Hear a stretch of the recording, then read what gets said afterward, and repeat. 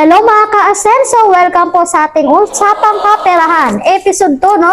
Meron po tayong guest. Walang iba kundi si Ma'am Aika from Bulacan. Hello, Ma'am Aika. Thank you so much po sa pag-join sa ating one-on-one interview. So, Ma'am Aika, hindi ko na patatagalin, no? Meron lang akong konting katanungan sa iyo. So, unang-una po dyan, bakit ka po nag-Rising Era Dynasty? Yun. Kaya ako nag-Rising Era Dynasty dahil marami akong pangarap sa aking pamilya. Oh. So, ano po yung work mo noon po? Yun. Bago ka mag-grad? Dati ako full-time mommy sa aking 6 na anak. Na, yun lang, rotation ko lang sa bahay, school, sa sa school, sa palengke, yun lang rotation ko noon. Oh, so ibig sabihin po no, yung nung nag-grade ka, maraming mas nagawa ka na. Yes, Oh, yes. So na. ano po yung vision and mission mo pagdating po sa team mo? Yan.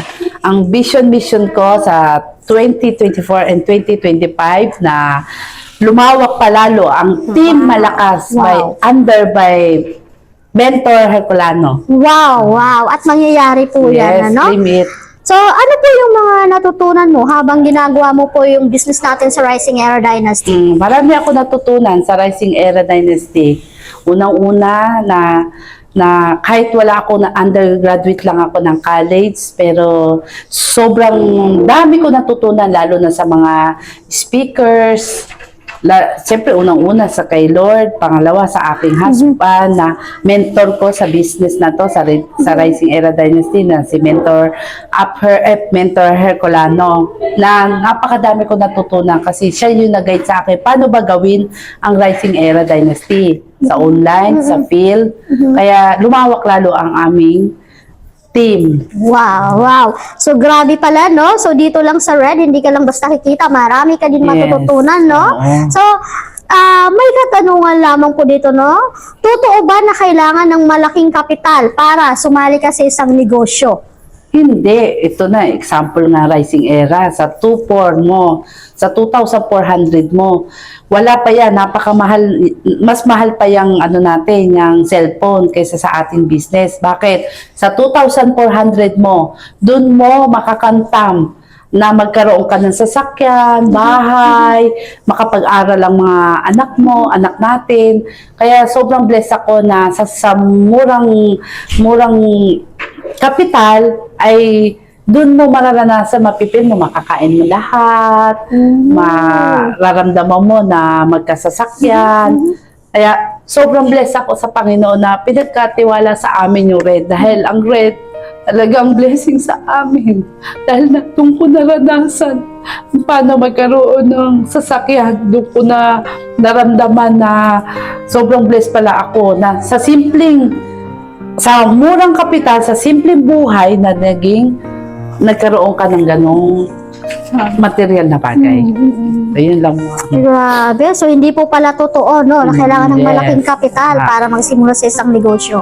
So, ano po yung mga masasabi mo sa mga tao na ayaw ng additional income? Yes, yun. Ang unang-una ko masasabi dyan, napakahirap na maging mahirap. Bakit? Makikita mo na pag wala kang makain pamilya mo, sa kalalapit, sa kamag-anak, yun ang napakabigat sa totoo lang, na magpapakapal pa yung mukha para lang tayo ay makakain.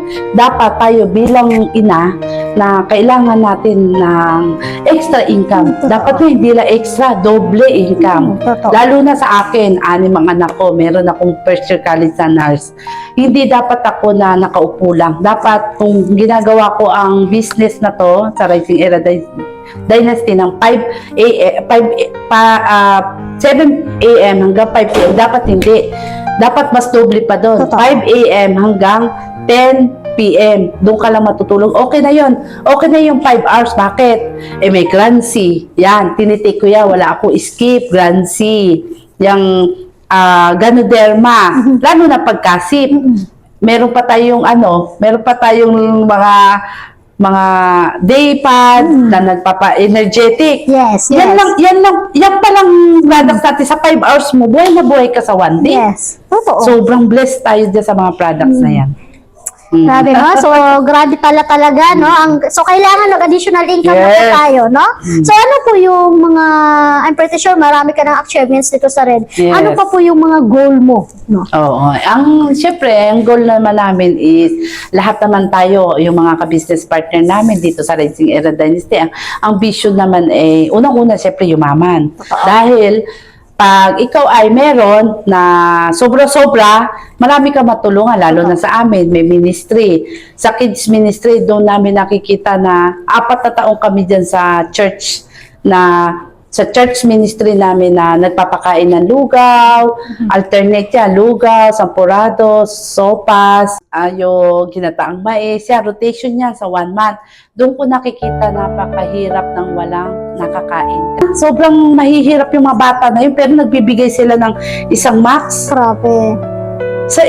Naku, Dami. sa isang max, max nakabili sila para lang maibigay sa akin. Siyempre, ma'am, may times talaga na nanghihina Ay. tayo sa buhay. Oo, So, ano po sobra. yung mga motivation na may bibigay mo sa mga taong nanghihina? Ay, unang-una talaga, nanghina ako nung, siyempre, gano'n naman talaga ang business natin, na mag-ups and down, nandun yung time na maraming mag-negative sa'yo. Nanghina man ako, talagang andun yung time na depression ako kasi mga anak ko, 6 yan.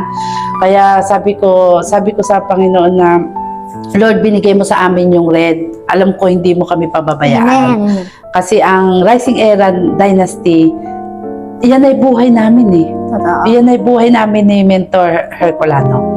Depression ako ng almost 1 month.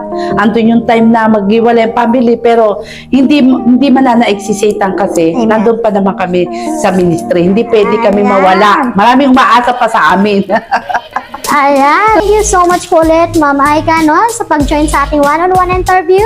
So, thank you po sa mga nanonood and God bless po sa ating lahat. Yes. Thank you. Bye-bye. Bye-bye.